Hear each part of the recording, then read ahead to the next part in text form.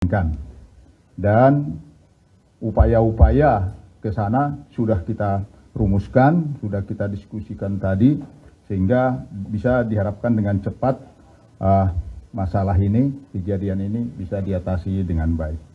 Rekan-rekan yang saya hormati, BSSN telah tentunya begitu ada kejadian ketika itu, kita berkoordinasi dan pada tanggal 20 itu sendiri, tim siaga BSSN yang ada di Ragunan langsung kita berangkatkan ke Surabaya ya untuk membantu teman-teman dari Keminfo maupun dari Telkom Sigma yang di mana mereka mengelola pusat data sementara ya. Saya ulangi.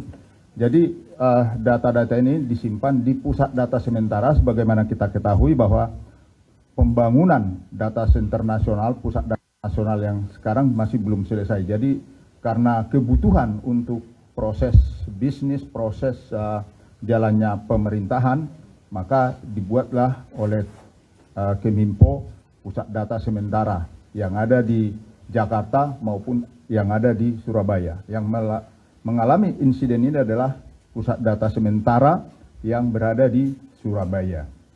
Kemudian insiden ini banyak pertanyaan, ini bentuk serangannya, insiden ini apa?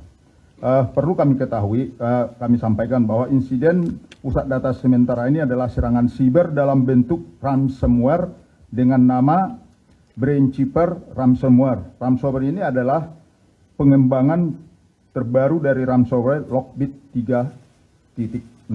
Jadi memang ransomware ini kan dikembangkan terus. Jadi ini adalah yang terbaru yang setelah kita lihat dari sampel yang sudah dilakukan sementara oleh forensik dari BSSN.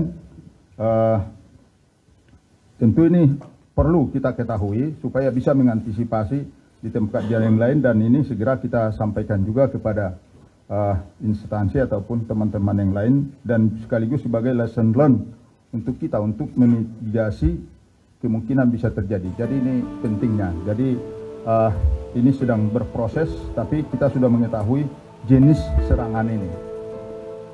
Saat ini BSSN dan Keminfo dan Cybercrime Polri dan KSO Telkom Sigma Lintas Sartang masih terus berproses mengupayakan investigasi secara menyeluruh pada bukti-bukti forensik yang didapat dengan segala keterbatasan evidence atau barang bukti karena kondisinya barang bukti, evidence-nya itu terenkripsi karena serangannya kan mengenkripsi data antara lain. Jadi ini juga menjadi pekerjaan kita untuk kita pecahkan.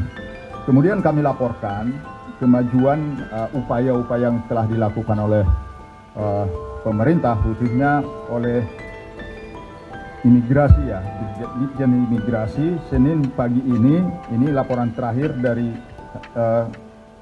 imigrasi, layanan imigrasi yang terdampak sudah beroperasi dengan normal. Di antaranya layanan visa dan izin tinggal, layanan tempat pemeriksaan imigrasi TPI, layanan paspor, layanan visa on arrival, onboarding, layanan manajemen dokumen keimigrasian.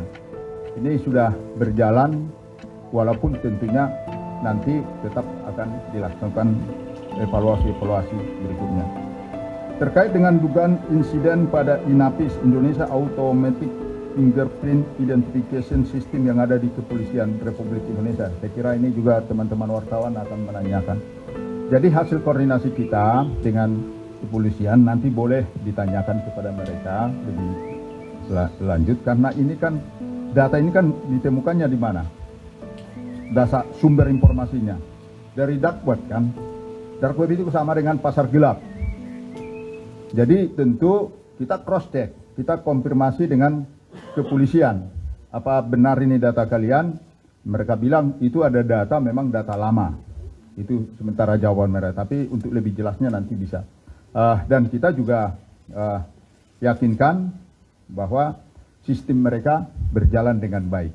Sekali lagi memang banyak sekali data, mungkin data-data lain masih ada namanya juga pasar gelap ya. Di pasar gelap banyak barang-barang. Apakah ini barangnya seseorang tentu perlu dikonfirmasi dan ini sudah kita konfirmasi dengan kepolisian bahwa itu adalah data-data lama mereka yang di